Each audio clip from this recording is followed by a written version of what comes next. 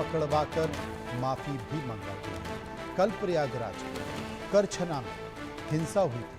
Bhim army के कार्यकर्ताओं ने पुलिस की गाड़ी को तोड़ दिया था, पुलिस पर पथराव भी किया था, कई गाड़ियों में आग भी लगा दी थी। लेकिन इसके बाद आप दो तस्वीरें देख सकते हैं। पहली तस्वीर में तो ये तमाम भीम आर्मी के कार्यकर्ता सड़क पर बैठे हैं, कान पकड़कर बैठे हैं, अपनी गलती का एहसास कर रहे हैं। पुलिस ने उनसे उठक बैठक भी लगवाई है, कान भी पकड़वाए हैं, माफ़ी भी मांगी है। और इसके पहले जो कैमरे के सामने नहीं हुआ, हो सकता क्या क्या हुआ होगा। उसी के बाद इतने शालीन और सभ्य कार्यकर्ता दिखाई दे रहे हैं। लेकिन इसके पहले की एक और तस्वीर आप देखिए। उस तस्वीर में आपको दिखाई देगा कि प्रयागराज का करछना इलाका, वहाँ पर जो बवाल हुआ, वो बवाल किस तक पहुँच गया। सांसद चंद्रशेखर के समर्थकों की इसे गुंडई ही कहेंगे कि पुलिस की गाड़ियों में आग लगा दी, आपने पथराव किया, आपने तोड़फोड़ किया, आपने गाड़ियों को तोड़ा। और ये दो तस्वीरें आपके साथ देखिए कि जो पुलिस कानून व्यवस्था को बनाने के लिए वहां पर पहुंची थी, उसकी गाड़ियों पर लाठियों से, डंडों से हमला किया गया, तोड़ा गया। अगर इस तरह की तस्वीरें होंगी तो आप किस सभ्य समाज की कल्पना कर सकते हैं। क्योंकि वो पुलिस जो कानून व्यवस्था के लिए जिम्मेदार होती है, अगर वो वहाँ पर कानून व्यवस्था बनाने के लिए पहुँची है, तो क्या उस पुलिस की टीम और पुलिस की गाड़ियों पर इस तरह का व्यवहार होना चाहिए? नहीं होना चाहिए। लेकिन हुआ, और जब हुआ, गाड़ियों में आग लगाई गई, तो उस समय तो पुलिस इस मामले की संवेदनशीलता को समझ रही थी। लेकिन उसके बाद जो आपको तस्वीर दिखाई दे रही है, एक तस्वीर दूसरी तरफ जहां पर आग लग रही है, पथराव हो रहा है, गाड़ियों पर हमला हो रहा है, गाड़ी को तोड़ा जा रहा है। और ये देखिए आप, कितने हिंसक व्यवहार के तौर पर आपको ये कार्यकर्ता दिखाई दे रहे हैं। लेकिन वही कार्यकर्ता जो ये सब कर रहे थे, वो पहली तस्वीर में कितने शालीन और कितने सभ्य हो गए हैं। एकदम अच्छे बच्चे की तरह बैठे हैं, अच्छे युवाओं की तरह बैठे हैं, जैसे इससे अच्छा व्यवहार किसी का इस देश में हो ही नहीं सकता है। कान पकड़ कर बैठे हैं, माफ़ी मांग रहे हैं, और एक एक कर पुलिस की वैन में लाइन लगाकर जा रहे हैं।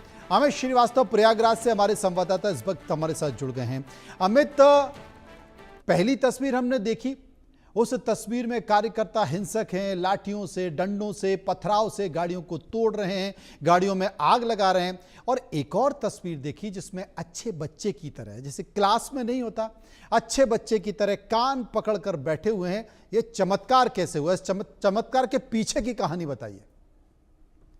बिल्कुल, ये पूरी घटनाक्रम जिस तरह से हिंसक हुई और जिस तरह से ये उपद्रवी जो उपद्रव किए, उपद्रव के बाद जब मुख्यमंत्री योगी आदित्यनाथ का चाबुक चला, तो मुख्यमंत्री योगी आदित्यनाथ ने साफ कहा कि कोई भी उपद्रवी हो, कानून में हाथ लेने वाला, उसको ऐसी सबक दी जाए जिससे उनकी आने वाली साथ उससे याद रखें कि उपद्रव करना क्या होता है। और उसी का नतीजा रहा कि जब पुलिस एक्शन मोड में आई तो शुरू हुई कार्रवाइयों का दौर, और कुछ ही देर में रात भर पूरी कह सकते हैं पूरी रात इसमें गिरफ्तारियां हुई। 50 लोग गिरफ्तार किए जा चुके हैं इस पूरे मामले में, और सबके साथ अच्छे यूपी पुलिस ने खातिरदारी करी।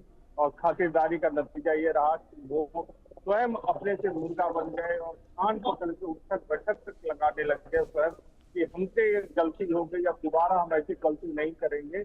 तो ये है मुख्यमंत्री योगी आदित्यनाथ का जलवा, और कह सकते हैं उनका चाबुक कि उनके आदेश पे जिस समय जब पुलिस काम करती है तो यही नतीजा होता है, और यही होना भी चाहिए था। क्योंकि जिस तरह से उपद्रव हुआ, जिस तरह से उन्होंने कानून को हाथ में लिया, और जिस तरह से खुलेआम पुलिस के ऊपर हमला किया, गाड़ियां तोड़ी, उपद्रव किया, तो उसका भी अंजाम इसी तरह होना चाहिए था, और अंजाम हुआ भी वही, और देखने को भी मिला। और जिस तरह से आज गिरफ्तार करके उनको जब जेल भेजने लगे, तो वो स्वयं अपनी कान पकड़ के माफी मांगते हुए नजर आए उपद्रवी।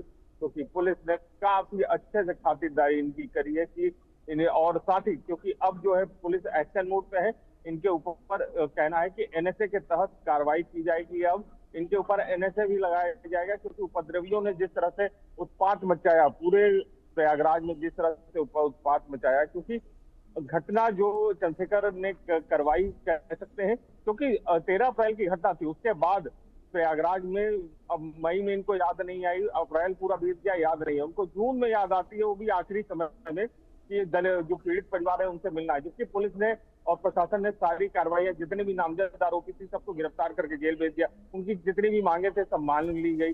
उसके बावजूद इस तरह से यहाँ के आके ड्रामेबाजी करना चंद्रशेखर रावण का और इस तरह से उपद्रव करवाना कहीं न कहीं एक बड़ी साजिश है और बाकायदा इसके लिए पूरी प्लानिंग के तहत ये उपद्रव कराया गया। और लेकिन पूरी अब प्लानिंग के चाबुक तहत ये शुरू हो उपद्रव चुका है। कराया गया। बहुत बहुत शुक्रिया करेंगे अपने संवाददाता अमित श्रीवास्तव का, जो विस्तार से जानकारी दे रहे थे। एक और बड़ी खबर